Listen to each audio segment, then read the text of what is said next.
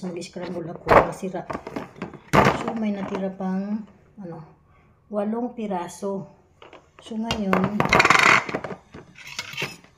sabi ni ma'am, itapon ko na daw, pero i-check ko muna kung mga sira ba ito lahat.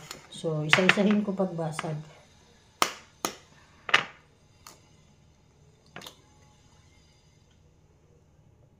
So ganyan pag binasag, talagang may tira. Yan na talaga. Kuha ko plastic. Kaya ko na sana. So wala sira, no? Sira. Para makasigurado lang tayo. Check lang natin.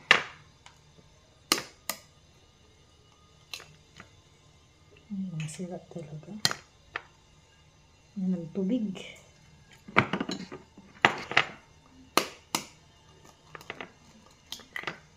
Wala.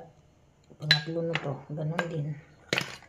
Okay, para lang talaga makasigurado. Inaano ko lang. Pang-apat. So, ganon din. Sabi ni ma'am, tapon ko na daw to. Pero, para makasigurado akong sira talaga. Wala. Sira talaga. Pan-5.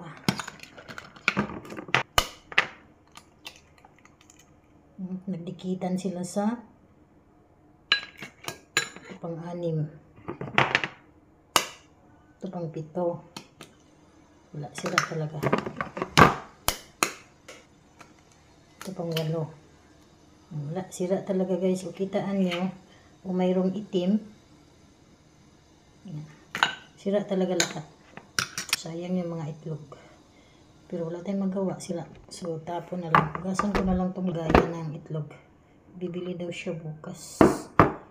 Mamalingki siya daw bukas. So, wala. Yan lang guys. Pinakita ko lang sa inyo guys ang mga itlog na sira. Sayang tayo. Napuno gud no. Duha kakuan. Butanganan puro napuno sila ng mga itlog. Yan lang guys. Thank you for watching.